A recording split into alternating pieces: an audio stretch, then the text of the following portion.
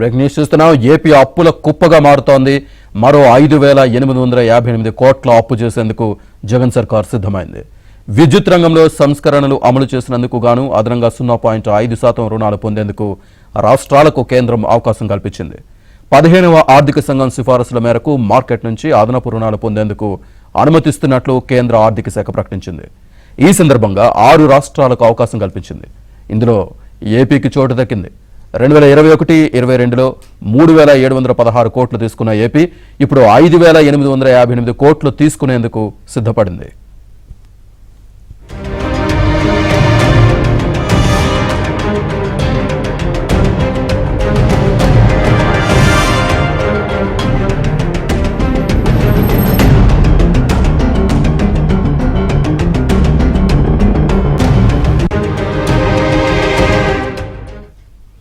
అప్పుల కుప్పగా మారిన ఏపీ ఆర్థిక పరిస్థితికి సంబంధించి పూర్తి డీటెయిల్స్ మా ఢిల్లీ బ్యూరో చీఫ్ కృష్ణ అందిస్తారు. కృష్ణ.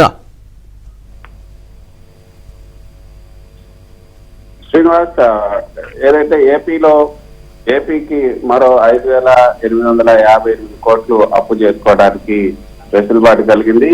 కేంద్ర ప్రభుత్వం ఏదైతే విద్యుత్ రంగంలో ఆయా రాష్ట్రాలు తీసుకొచ్చినటువంటి సంస్కరణలు అమలు చేసినందుకు గాను అదనంగా 0.5% రుణాలు పొందేందుకు రాష్ట్రాలకు అవకాశం కల్పించింది. ముఖ్యంగా మీటర్లు రైతులకు మీటర్లు పెట్టి రైతుల నడ్డు విరగొట్టినందుకు ఈ అదనంగా ఈ 0.5% రుణాలు పొందేందుకు రాష్ట్రాలకు కల్పించింది. మన ఏపీ ప్రభుత్వానికి ఏపీకి కూడా ఇందులో ఈ రోజు ఏదైతే 2021-22 ఆర్థిక సంవత్సరంలో 12 రాష్ట్రాలు ఈ అవకాశాన్ని అందిపుచ్చుకున్నాయి. ఇప్పుడు మరో 6 రాష్ట్రాలకి అవకాశం దక్కింది. ఆ 6 రాష్ట్రాల్లో ఏపీ కూడా ఉంది.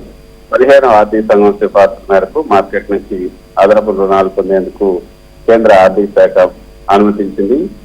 2021-22లో 3,716 కోట్లు ఏపీకి అప్పు తీసుకుంది. ఇప్పుడు 2022-23లో కేంద్రం కల్పించినటువంటి అవకాశంతో 5,858 కోట్లు తీసుకునే వెసులుబాటు కలిగింది.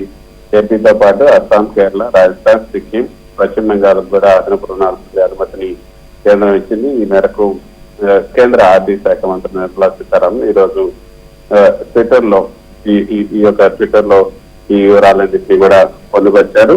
కేంద్ర విద్యుత్ శాఖ మంత్రి రికమెండేషన్ తో రాష్ట్రాలు మార్కెట్ నుంచి అదనపు రుణాలు పొందే అవకాశం కల్పిస్తున్నట్లుగా కేంద్ర మంత్రి నిర్మలా సీతారామన్ ట్విట్టర్ లో పేర్కొన్నారు. Srinivas. Right Krishna, thank you.